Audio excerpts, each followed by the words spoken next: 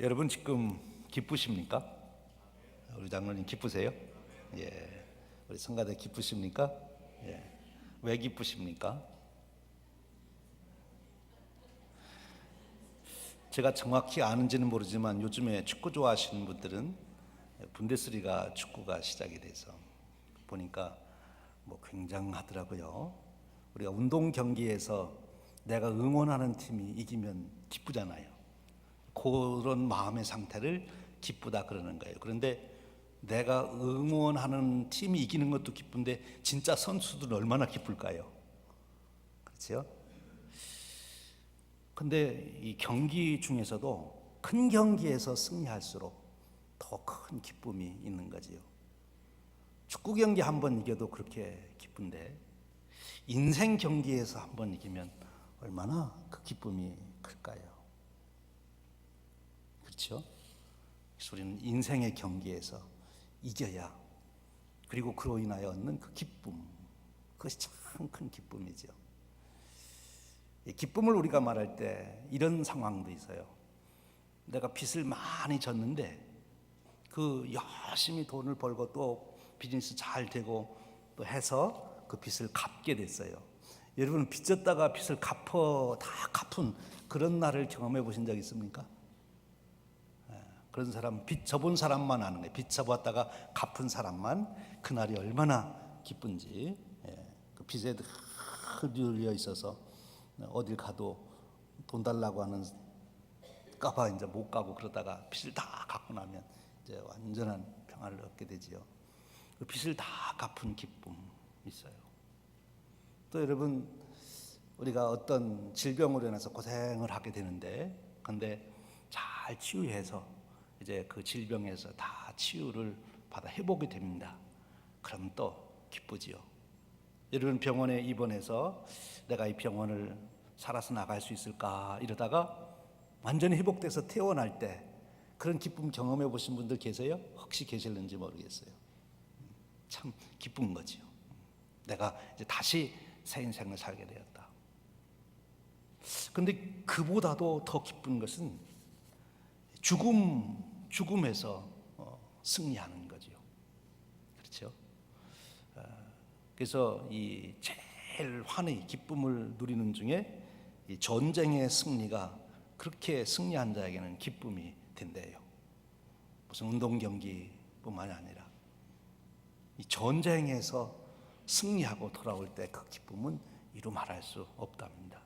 그게 이제 기쁨인 거예요. 여러분들은 어떤 기쁨이 있습니까? 그리고 그 기쁨이, 그 원인이 어디에 있느냐 하는 거죠. 오늘 우리가 읽은 성경에 정말 기뻐하는 여인들 둘이 나옵니다. 엘리사벳과 마리아라고 하는 여인이에요. 그런데 이 두 여인의 기쁨은 기쁨을 지금 드러내고 있는, 기쁨의 극치를 보여주고 있는 그런 기쁨입니다. 그리고 이 기쁨은 어떤 조건이나 환경에 따라서 변하는 그런 기쁨이 아니라 자기들 속에 그 기쁨의 근원이 있어서 마치 샘물이 터져서 물이 나오듯이 주위야 어떻게 변하든 말든 상관없이 끊임없이 속에서 솟아오르는 샘물과 같은 기쁨이 바로 이 여인들의 기쁨이었다. 이렇게 우리가 볼 수 있는 거죠. 그 여인의 기쁨을 오늘 본문이 소개하고 있는 것입니다. 성경에 데살로니가전서 5장 16절에 그렇게 말씀합니다. 항상 기뻐하라. 근데 여러분 우리가 항상 기뻐할 수 있습니까? 기쁜 일이 있어야 기뻐하지. 기분 나쁜 일이 있을 때도 기뻐할 수는 없잖아요. 그런데 이 데살로니가전서에서는 항상 기뻐하라고 그랬어요. 성경이 그렇게 우리에게 말씀하실 때는 불가능한 것을 말씀하셨다고 보진 않습니다. 가능한 길이 있다는 거예요. 항상 기뻐할 수 있는 비법이 있는 거죠. 그 비법을 너희들이 터득해서 너희들은 항상 기뻐하는 축복의 삶을 누려라. 그것이 데살로니가전서 5장 16절의 말씀이에요.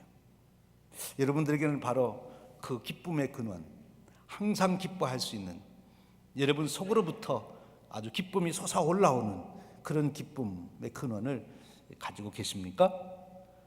예, 아멘. 오늘 여기 엘리사벳과 마리아라고 하는 이 여인은 바로 그런 기쁨을 가지고 있는 자입니다.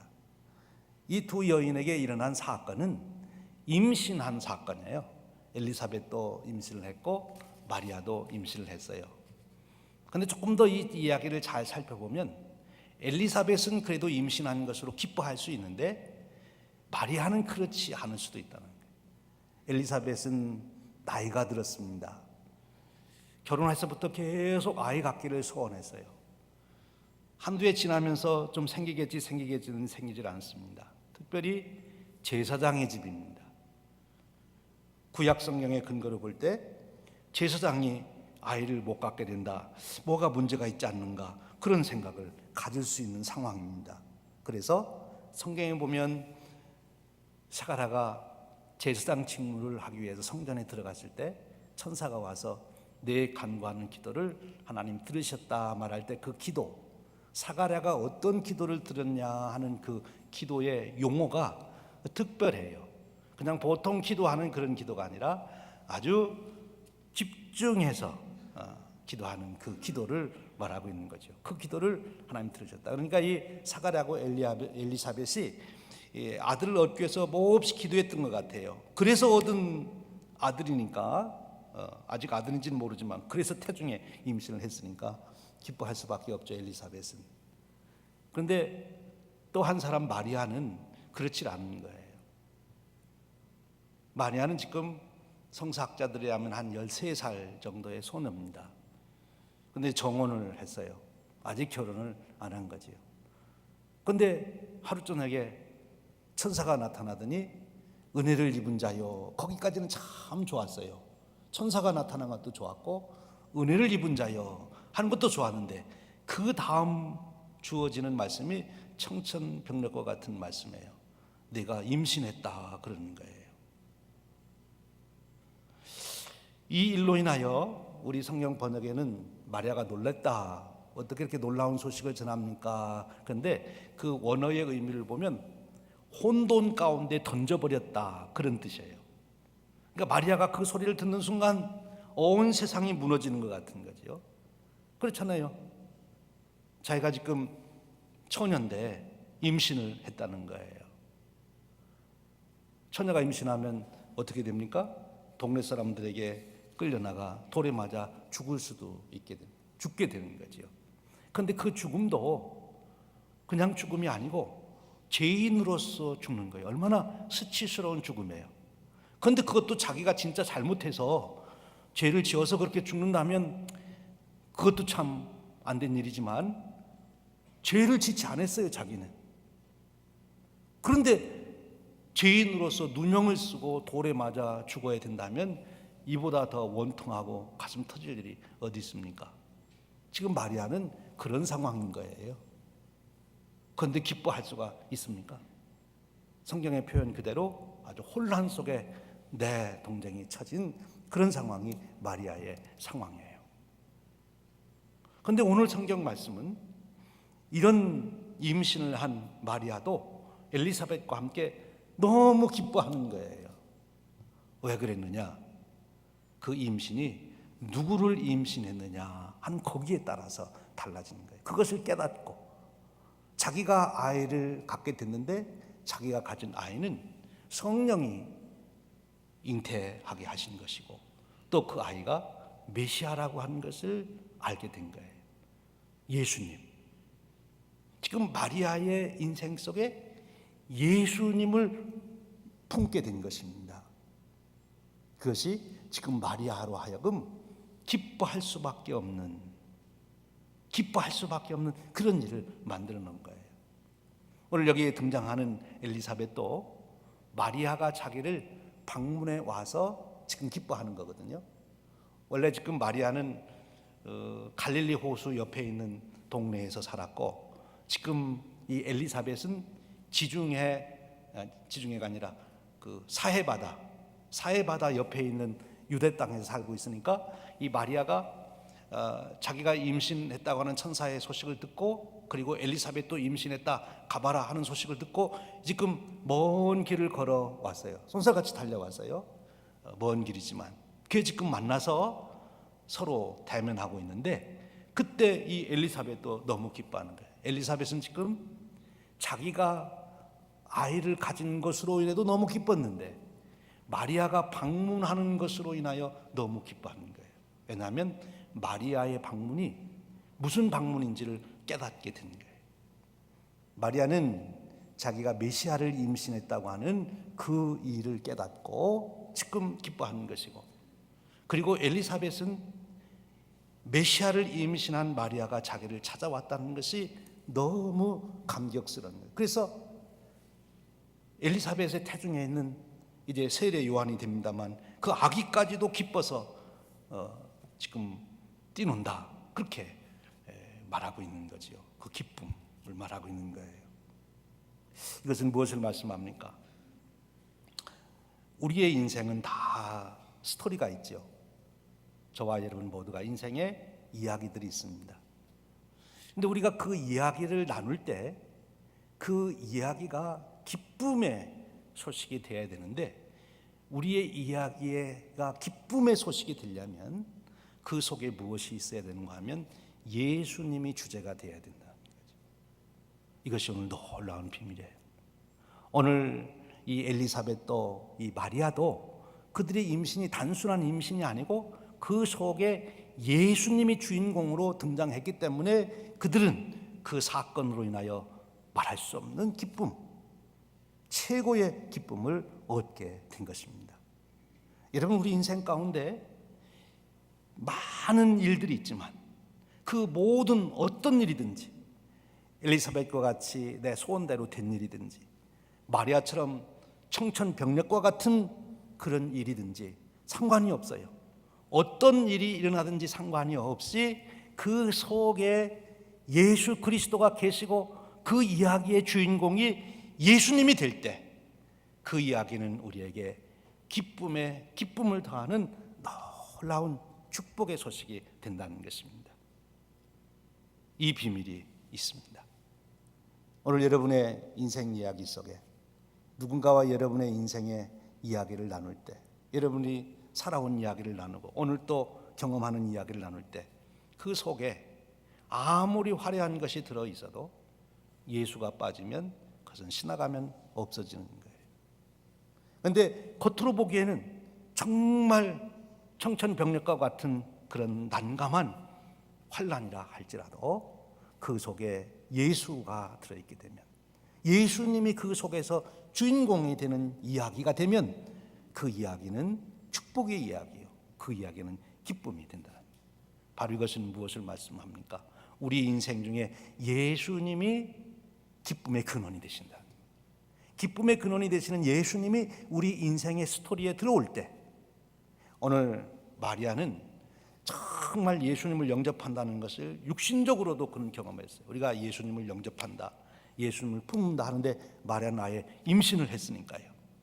우리가 예수님을 믿는다는 게 무엇입니까? 마리아처럼 예수님을 품는 것을 말합니다. 예수님을 품는 것. 우리 여성들은 경험하는 거죠. 예수님을 품는다는 게 뭡니까? 우리 여성들은 경험해서 잘 알아요. 여러분들이 여러분의 자녀들을 임신했을 때 그 순간부터 본능적으로 여러분들은 여러분 자신보다도 여러분 태중에 있는 아이를 더 귀하게 여기고 그를 위해서 모든 것을 준비하고, 걷는 것도 조심하고, 먹는 것도 조심하고, 말하는 것도 조심하고, 그래서 그 태중에 있는 아이에게 모든 정성을 쏟고, 그것이 그 사람의 임신한 어머니들은 그 임신한 아이가 그 어머니의 삶의 주제가 되는 거예요. 삶의 주인공이 되고 그 아이를 생각하고 뭐든지 가든 안 가든 하든 안 하든 다 결정이 되는 거지요. 예수님이 우리 삶에 들어왔다는 것은 그런 거예요. 예수님을 품고 우리가 살아가는 거죠. 내 삶에서 무엇을 결정하고 무엇을 방향을 정하고 할 건가 안 할 건가를 할 때 누구를 먼저 생각하는가 하면 예수님부터 먼저 생각하는 거지요. 이거 예수님께 해가 되는 것이 아닌가, 예수님이 기뻐하시는 일인가, 예수님이 원하시는 일인가. 마치 산모가 아이에게 이것이 해가 될지 안 될지를 생각하는 것처럼, 자녀를 임신하는 어머니가 늘 태중에 있는 아이를 24시간 생각하듯이 내 삶 속에 우리 주님을 늘 그렇게 생각하며 살아가는 것, 그것이 주님을 영접한 자의 삶이 되는 거예요. 지금 이 마리아, 언뜻 보면 환난이지만 예수님이 그 속에 있기 때문에 마리아는 영광 중에 영광, 기쁨 중에 기쁨을 경험하고 있는 것입니다. 우리 인생이 그런 거죠. 여러분, 이번 성탄절을 맞이하면서 여러분의 삶 속에 정말 예수님이 계신지, 더 구체적으로는 여러분의 생각 속에, 여러분의 계획 속에 예수님이 계신지, 여러분 지금 2019년도 새해를 바라보며 여러분 나름대로 여러분의 인생 플랜을 하고 계시지요. 내년도에는 이런 거를 해야 되겠다, 이런 거는 그만둬야 되겠다, 내년에는 이렇게 한번 살아봐야 되겠다. 그 속에 예수님이 주인공으로 계십니까? 아니면 예수님은 온데간데 없고 나 혼자 그런 계획을 세우고 있는 것입니까? 그렇다면 2019년도 안 살아봐도 뻔합니다. 그 상황 조건에 따라서 여러분은 하루에도 수없이 기뻤다 슬펐다 분노했다 기뻤다 왔다 갔다 할 것이고, 여러분들이 무슨 일을 계획하든지 그 속에 우리 주님께서 주인공으로 계시다면 확실합니다. 내년도 어떤 상황에서든지 기뻐할 수 있는 그런 인생을 살게 되는 거예요. 여러분, 기쁨이 있는 자가 행복한 줄 압니다. 그리고 이 기쁨이 있는 자가 세상을 바꿔 가게 되는 거예요. 예수님이 태어날 당시, 그 당시 로마의 세계에 살고 있는 사람들은 어디에 소망을 걸었냐? 로마의 정치에 소망을 걸었습니다. 훌륭한 황제가 나타나서 이 로마라고 하는 제국을 잘 다스리면 평화가 올 것이다. 팍스 로마 나라를 경험하며 더 근본적인 그런 평화를 그들은 원했어요. 로마의 정치가 그들에게 소망이 되었어요. 그런데 여러분, 그로부터 한 300여 년이 지난 다음에 로마의 정치가 우리 인류의 소망이 아니고 우리 인간의 진정한 평화와 기쁨을 주는 게 아니라 예수 그리스도께서 바로 기쁨의 근원이 된다는 것을 로마 정치의 최고의 정점에 있는 황제가 그것을 고백하게 됩니다. 콘스탄티누스 대제가 기독교를 받아들이고 자기가 그리스도인이 되면서 황제로서, 내가 로마 제국의 황제로서 평안을 주고 기쁨을 주는 것이 아니라 진정한 기쁨의 근원은 우리 주님 예수 그리스도이십니다. 황제가 주님 앞에 무릎을 꿇게 된 거지요. 증명이 된 거예요. 그렇습니다. 사랑하는 여러분, 이번 성탄절을 지나시면서 바로 예수님이 여러분의 인생 스토리의 주인공으로 등장하는 그런 인생으로 다시 한번 서시기를 주님의 이름으로 축원합니다. 그러면 이렇게 예수님의 인생의 주인공이 된 사람에게는 이제 어떤 현실적으로 그의 삶에 현상이 나타나느냐? 오늘 엘리사벳을 보니까 먼저 축복하는 일을 합니다. 마리아를 축복하고 있어요. 예수님의 인생의 주인공이 된 사람은 축복하는 삶을 살아요. 다른 사람을 저주하지 않고 다른 사람을 축복하는 삶을 살게 되는 거예요. 여러분, 우리가 성탄절이 되면 그래서 뭐라고 인사합니까? 메리 크리스마스. 다른 사람을 축복하는 거예요. 성탄절을 정말 경험한 사람, 예수님을 자기 속에 구주로 모신 사람은 만나는 사람들에게 축복하는 겁니다. 복음을 전하는 겁니다. 그에게 기쁨을 주는 거예요. 이번 성탄절을 맞이하시면서 여러분 안에 있는 예수님이 주시는 그 기쁨, 영원한 생명을 주신 기쁨, 죄의 사슬에서 해방시켜 주신 그 기쁨, 영원한 천국의 소유자가 되게 해주신 그 기쁨을 가지고 여러분들이 만나는 모든 사람들에게 축복하는 성탄절을 보내시기를 주님의 이름으로 축원합니다. 그래서 선물도 보내고 메시지도 보내고 카드도 보내고 그 모든 거기에는 당신을 축복합니다 하는 거죠. 그 다음에 어떤 일이 또 보니까 일어납니까? 예수님을 자기 인생의 주인공으로 삼은 사람은 그 다음에 보니까 찬양이 나오네요. 엘리사벳도 찬양을 하고 마리아도 찬양을 합니다. 오늘 말씀에 그 다음 이어지는 데는 마리아의 유명한 찬양이 나오는 거예요. 오늘 우리가 함께 모여 예배로 찬양을 합니다. 또 우리 특별히 시온성가대에서 특별 찬양을 준비해서 찬양을 합니다. 내 안에 예수 그리스도가 주인공이 된 사람은 찬양의 삶을 살게 되는 거죠. 여러분, 여기에 놀라운 비밀이 있어요. 예수 그리스도께서 내 안에 오셔서 내 기쁨의 근원이 됐는데 그 기쁨을 끊임없이 솟아오르도록 만드는 일이 또 뭐냐? 그것이 이웃을 축복하는 일이요, 그것이 하나님을 찬양하는 일이에요. 예수 그리스도가 내 인생의 주인공이 됨으로써 축복이 시작이 되고 찬양이 시작이 되지만, 다시 그 축복을 하는 것과 찬양을 하는 일을 통해서 내 안에 있는 예수 그리스도께서 주시는 기쁨의 은혜가 끊임없이 솟아나게 된다는 것입니다. 이번 성탄절 지내시면서 여러분 성탄절 찬송 많이 부르시길 바랍니다. 성탄 캐롤도 많이 부르세요. 요즘에는 이 좋은 성탄 캐롤들이 잘 안 나오는데, 그래도 요즘에 유튜브에 들어가면 옛날 80년대, 90년대 그 좋은 성탄 곡들이 있습니다. 한번 찾아서 들어보십시오. 여러분들이 함께 이 성탄의 기쁨으로 찬양하는 것, 이것이 바로 예수님을 주인공으로 모신 자의 삶이 되는 것입니다. 그것이 세상을 바꾸는 거예요. 이제 보십시오. 이 엘리사벳과 마리아는 그렇게 예수 그리스도를 주인공으로 삼고 그것 때문에 기뻐하고 그것 때문에 찬양하고 그것 때문에 이웃을 축복하는 그 삶을 통해서 그들은 점점 더 영적인 눈이 열려져 갑니다. 처음에는 천사가 찾아와서 천사를 알아보는 정도였는데, 그 다음에는 천사가 전해주는 말씀을 깨닫게 됩니다. 그리고 더 깊이 들어가니까 천사가 전해준 말을 받아들이고 순종하게 되는 거지요. 사랑하는 여러분, 이 성탄절을 지내며 천군 천사가 전해주는 그 놀라운 메시지를 여러분이 들으실 수 있기를 주님의 이름으로 축원합니다. 성탄절이 가지고 있는 의미가 무엇인지를 다시 깨달아지는 그런 축복이 주어지기를 바랍니다. 이 성탄절, 그것이 내 인생에 어떤 역사를 이루었는지, 그리고 그 성탄절이 준 의미를 가지고 이제 살아가시는 여러분 되시기를 축원합니다. 내 인생의 가장 값진 인생이 뭐냐? 그것은 성탄절의 의미를 품고 살아가는 것이다.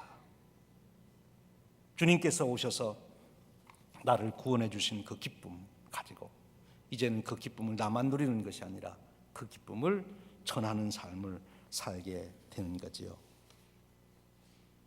현대인들의 삶, 아니 우리 인생에 대한 근본 문제를 직시하는 한 시인이 이런 시를 썼어요. 김상현이라는 시인이 쓴 시인데, 세월이라고 하는 시입니다. 까마득히 어렸을 때는 누워서 별을 세고, 그보다 조금 커서는 뜰하게 꽃송이를 세고, 그리고 어느 날부터는 돈을 세다 늙어버렸다.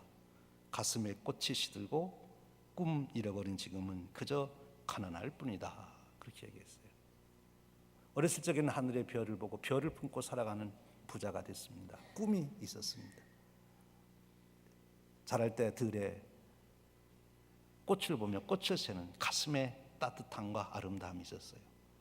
근데 더 나이가 들어가며 배만 채우는, 돈만 세는 사람이 되어버려서 그런 거예요. 별을 헤아릴 때는 일상 누구도 부럽지 않는 부유함을 가지고 있었고, 꽃을 셀 때는 정말 가슴이 뜨거운 사랑을 가지고 있었고, 그런데 이제 돈을 쓰다 보니까 다 부족한 거예요. 이것도 부족하고 저것도 부족하고. 성탄절을 통해서 우리의 영적인 눈이 다시 열리실 수 있기를 바랍니다. 우리 주님 예수 그리스도, 그분이 우리 인생의 기쁨의 근원이십니다. 예수님을 여러분의 삶의 주인공으로 삼으셔서 어떤 사건 속에서도 예수님이 주인공이 되어 여러분에게 기쁨이 되시는 그런 축복이 있으시길 축원합니다. 그리고 그 기쁨을 가지고 만나는 모든 사람을 축복하십시오. 그리고 그 기쁨을 가지고 끊임없이 하나님을 찬양하십시오. 그러면 여러분의 삶은 기쁨이 충만한 삶, 마치 시냇가에 심기운 나무가 시절을 쫓아서 과실을 맺고 잎사귀가 마르지 아니한 같은 그런 풍성한 인생이 될 것입니다. 성찬들을 통해서 다시 한번 우리의 인생이 이런 축복을 받는 인생으로 변하는 은혜가 있으시기를 주님의 이름으로 축원드립니다. 함께 기도하겠습니다. 평강의 왕으로 오신 주님, 우리의 기쁨의 근원이 되시는 주님, 감사합니다. 엘리사벳의 눈을 띄워주시고 마리아의 눈을 열어주셨듯이 저희들의 눈을 열어주셔서 천사의 찬송을 듣게 하시고 메시지를 듣게 하시고 이제 이 땅에 성육신하여 오신 주님께서 나를 위하여 이루신 놀라운 구원의 은혜를 깨닫고 확인하고 고백하며 우리의 심령에 이 세상 어떤 것으로부터도 얻을 수 없는 기쁨이 넘치게 하여 주시기를 원합니다. 존재의 기쁨이 있도록 축복하여 주시옵소서. 소유에만 얽매여 살아가는 인생 되지 않게 하시고 우리를 찾아와 우리 존재 자체를 하나님의 자녀로 바꿔주신 우리 주님을 품고 살아가는 그 평강과 사랑이 있도록 이끌어 주시기를 원합니다. 근본 성탄절을 통하여 또 한 번 우리의 삶이 확고하게 설 수 있는 은혜를 부어 주시옵소서. 우리 주님 예수 그리스도의 이름으로 기도하옵나이다. 아멘.